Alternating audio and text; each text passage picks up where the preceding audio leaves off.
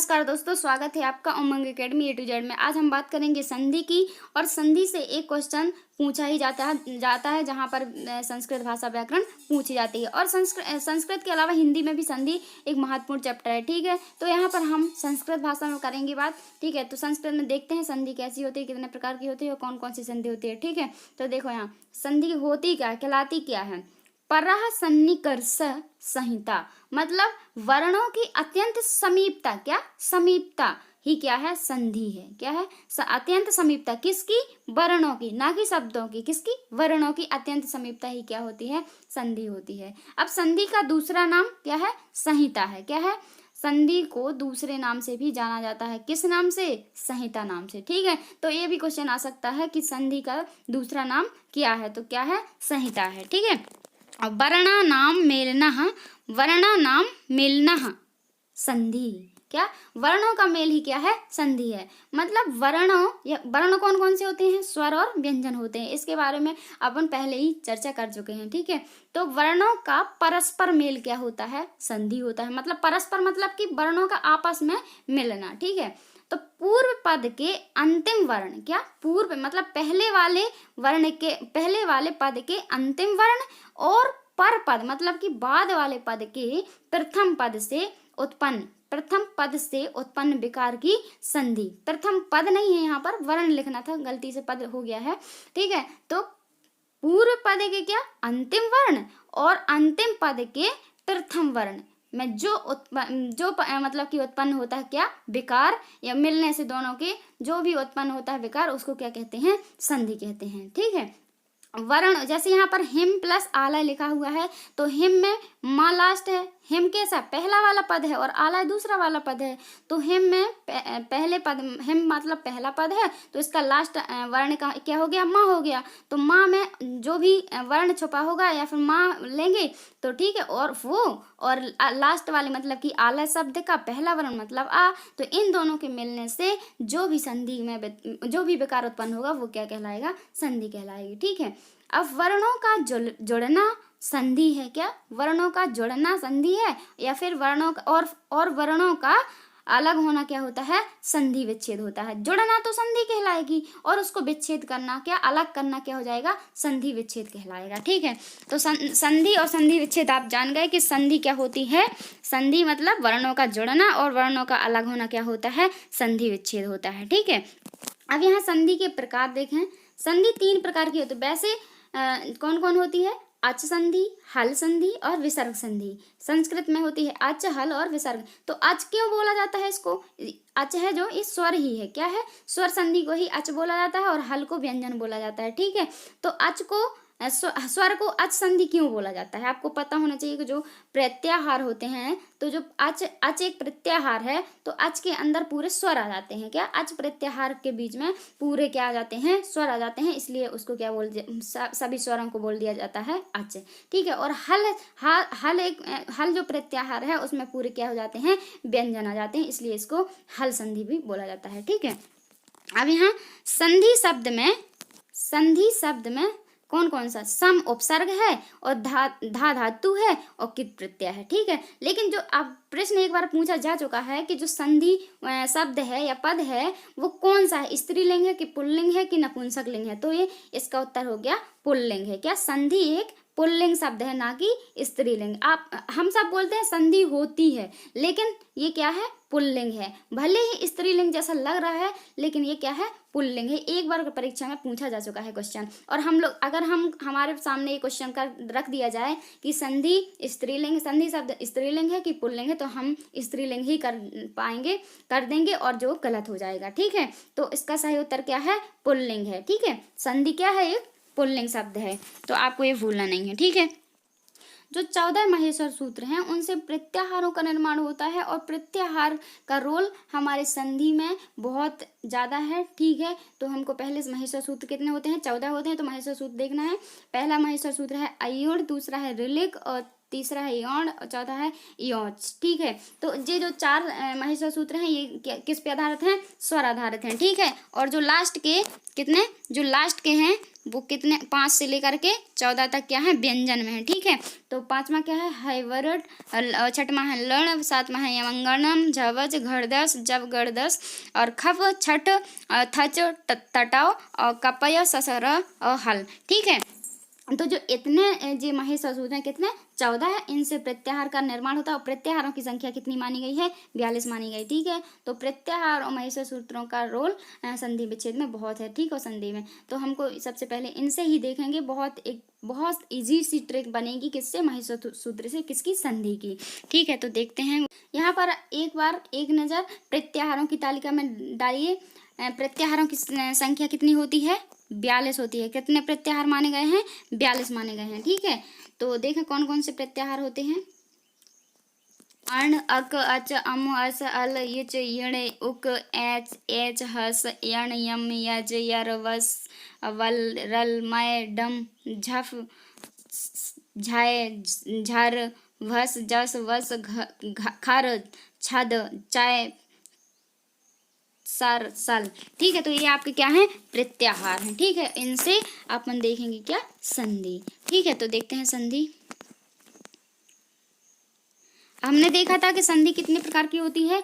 3 प्रकार की होती है। कौन कौन? अच, हल और विसर्ग। ठीक है, तो यहाँ पर हमने सबसे पहले कौन सी संधि ली है? अच संधि ली है। क्या? कौन सी? अच, जिसको क्या बोलते हैं? स्वर संधि भी बोलते हैं। ठीक है, तो यहाँ देखो 2 स्वरों के मेल से क्या? 2 स्वरों के मेल को क्या कहते हैं? स्वर संधि कहते हैं। 2 स्वरों के मेल को स्वर संधि कहते हैं। ठीक है, तो स्वर संधि जब पढ़ रहे हैं तो स्वरों का ही मेल होगा। ठीक है, इसमें कोई शक नहीं है। ठीक है, तो आपको ये परिभाषा तो वैसे याद करनी नहीं पड़ेगी, क्योंकि स्वर संधि है तो क्या? स्वरों की संधि होगी, स्वरों का मेल होगा। ठीक है, यहाँ पर स्वर संधि के भेद कौन कौन से? यहाँ ये महत्वपूर्ण चीज है कि स्वर संधि के जो पार्ट हैं उनको अपन को अच्छी तरह से पढ़ना है। ठीक है, तो पहला है पूर्व रूप संधि, पर रूप संधि, यण संधि, अयादि संधि, गुण संधि, वृद्धि संधि, दीर्घ संधि। ठीक है, और एक ये है एदुदेत द्विवचनम। ठीक है, तो अब सबसे पहले हम देखेंगे पूर्व रूप संधि कौन सी। और यहाँ पर जो कोष्टक में ये लिखा है ना सूत्र, एंड पदांतादति, एंडी पर रूपम, एकोणयचि, अयादि में लिखा है इयोड़च वयावह। ठीक है, तो ये जो है इससे ये क्या है? ट्रिक है इसकी, समझो क्या है? ट्रिक है, सूत्र है। क्या? सूत्र है। तो इसी से अपन को पूरी संधियां पढ़नी है। ठीक है, अब देखें कौन सी संधि पढ़ना है? पूर्व रूप संधि पढ़ना है। तो यहाँ पूर्व रूप संधि में दिया है एण पदांतति, मतलब कि जो एण प्रत्याहार है, क्या है? एक एंग प्रत्याहार है जिसमें कौन कौन से वर्ण आते हैं? ए और ओ वर्ण आता है। कौन कौन सा? एंग प्रत्याहार है जो उसमें ए और ओ वर्ण आते हैं। ठीक है, तो इसमें क्या करना क्या है? हमको कैसे पता करेंगे कि ये ट्रिक है?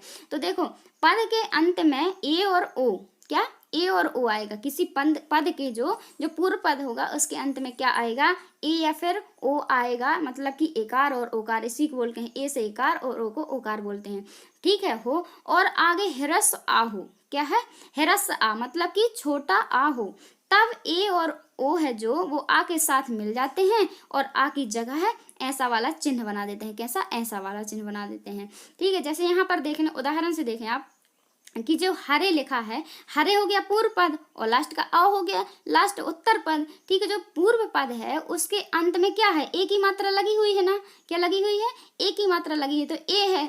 ठीक है, तो यहाँ पर ए है और यहाँ पर छोटा आ है, तो दोनों को मिला देंगे तो कौन सा साइन बन जाएगा? ए वाला साइन में लिखेंगे तो वैसा ही, लेकिन जो ये आ है उसको आ के स्थान पे ऐसा रख देंगे तो क्या हो जाएगा? जय पूर्व रूप संधि हो जाए। तो आपको कुछ याद नहीं करना पड़ना, सिर्फ इतना कि एंग पदांतति, मतलब कि इतना याद कर लें तो एंग से आपको पता चल जाएगा कि जो एंग प्रत्याहार है इसमें कौन कौन से वर्ण होते हैं?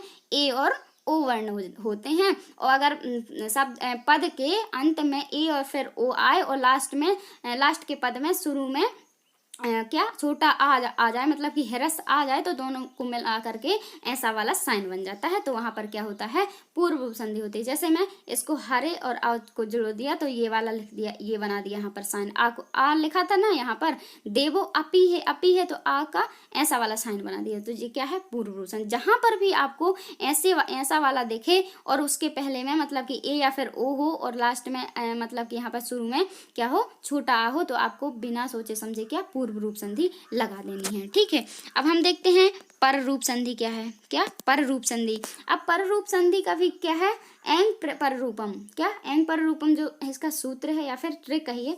ठीक है, अकारांत उपसर्ग के बाद ए या फिर ओ से प्रारंभ धातु रूप होने पर रूप संधि होती है। कैसा, यहाँ पर देखो एग्जाम्पल से समझ में आता है बहुत अच्छे से।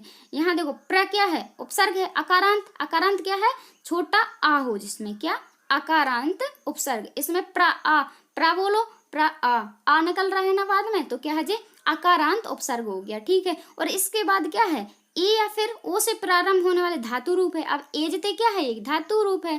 ठीक है, तो इकाई से शुरू है, ए से है। ठीक है, तो इन दोनों को जोड़ के क्या हो जाएगा, ऐसा प्रेजते हो जाएगा, और इसमें कौन सी संधि हो जाएगी, पर रूप संधि हो जाएगी। ठीक है, यहाँ पर भी देखो प्रे औसती है। अब प्रा तो है, इसमें भी आ निकल रहा है, मतलब कि अकारांत उपसर्ग है, और यहाँ पर ओ दिया है, तो ए और ओ तो दोनों में होता ही है। ठीक है, तो प्रेओसती मतलब प्रोसती मतलब क्या हो गया, पूर्व रूप संधि हो गई। यहाँ पर भी उपोसती हो गया। ठीक है, तो उप में उप भी क्या है, अकारांत उपसर्ग है, और ओसती ओ आ गया यहाँ पर, तो क्या उपोसती हो गया, तो ये भी क्या है, पर रूप संधि है। ठीक है, अब अगला देखते हैं, तीसरी संधि कौन सी है, एकोयची। क्या, एकोयची। क्या, एकोयची, ये सूत्र है संधि का।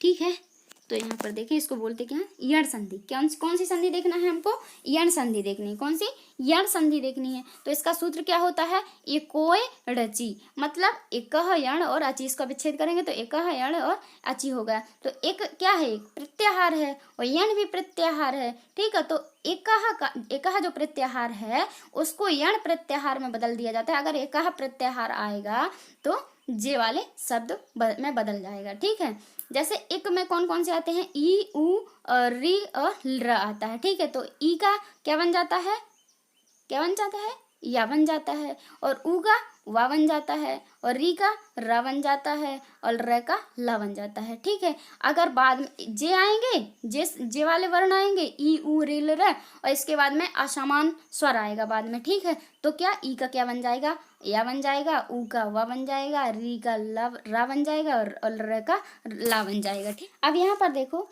ह्रस्व, इसकी परिभाषा क्या है, ह्रस्व व दीर्घ कोई भी हो, चाहे वो छोटी ई, छोटा ऊ, छोटा री, छोटा र हो, चाहे वो बड़ा हो। ठीक है, इसके बाद में अगर असमान स्वर आता है तो क्रमशः क्या, ई का किस में बदल जाता है, या में बदल जाता है, और ऊ किस में बदल जाता है, वा में बदल जाता है, और री काय में, रा में, र काय में, ला में बदल जाता है। ठीक है, जैसे यहाँ पर उदाहरण से समझो, अत्यंत, क्या लिखा है ये, अत्यंत। ठीक है, अगर हम इसका विच्छेद करेंगे तो क्या हो जाएगा, अति प्लस अंत हो जाएगा। ठीक है, एक इसमें सार्थक पद क्या निकल रहा है, अति निकल रहा है और अंत निकल रहा है, तो इसको हमने अलग कर दिया। ठीक है, अब यहाँ पर क्या है, ई आ रहा है ना, इसमें क्या है, ई है, इसमें अति ई है, और इसमें क्या है, दूसरा स्वर है। ठीक है, असमान स्वर, मतलब कि यहाँ पर ई है तो यहाँ पर ई नहीं होना चाहिए। अगर यहाँ पर ई आ जाती है यहाँ पर, तो यहाँ पर भी ई नहीं होना चाहिए। अगर ई आ जाएगी तो यहाँ पर यण संधि नहीं होगी। तो यहाँ पर ई है और यहाँ पर आ है, तो क्या जे ई किस में बदल जाएगा, या में बदल जाएगा, इसलिए यहाँ पर क्या है, या में बदल गया है। ठीक है, तो क्या हो गया, इसमें यण संधि हो गई। और यहाँ पर भी आप देखो स्वागत लिखा है, तो इसमें को सु और आगतम में विच्छेद कर लिया, और फिर यहाँ उ आया है, और यहाँ पर भी अलग असमान स्वर है। ठीक है, तो ये किस में बदल गया है, उ किस में बदलेगा, वा में बदलेगा। ठीक है, तो यहाँ पर क्या, वा में बदल गया। यहाँ पर जे लिखा है स्वागतम, स्वागतम। ठीक है, और यहाँ भी पित्रादेशः, पित्रादेशः, तो पित्र लिखा है, रा निकल रहा है, री है यहाँ पर, और यहाँ पर असमान स्वर है, तो किस में बदल गया, ये किस में बदलेगा, र में बदलेगा, तो यहाँ पर पितृ र में बदल गया। ठीक है, यहाँ लाकृति है, तो लाकृति मतलब र प्लस आकृति, यहाँ पर र है, र आ रहा है और यहाँ पर आ है, तो दोनों क्या मिलेंगे तो क्या बन जाएगा, ला बन जाएगा। तो ये बन गया ला, तो लाकृति हो गया। ठीक है, और एक इसकी विशेष ये बात है कि जो यण संधि होती है इसमें मोस्टली आपको आधा वर्ण मिलेगा। क्या, आधा वर्ण मिलेगा, और उसके बाद में या तो या मिलेगा या फिर वा मिलेगा, और वहीं से यदि वो शब्द टूट रहा हो तो आपको बिना सोचे समझे क्या यण संधि लगा देनी है। ठीक है, तो आपको यण संधि अच्छे समझ में आ गई होगी। तो आपके अभी अभी 3 पार्ट कंप्लीट हो गए हैं, स्वर संधि के 3 वेद कंप्लीट हो गए हैं। कौन कौन, पर रूप और पूर्व रूप और यण संधि। ठीक है, इसके बाद में हम नेक्स्ट संधियां देखेंगे। और अगर आपको मेरी ये वीडियो अच्छी लगी हो तो कमेंट करके ज़रूर बताना कि वीडियो कैसी लगी, और कमेंट करना, लाइक करना और शेयर भी करना।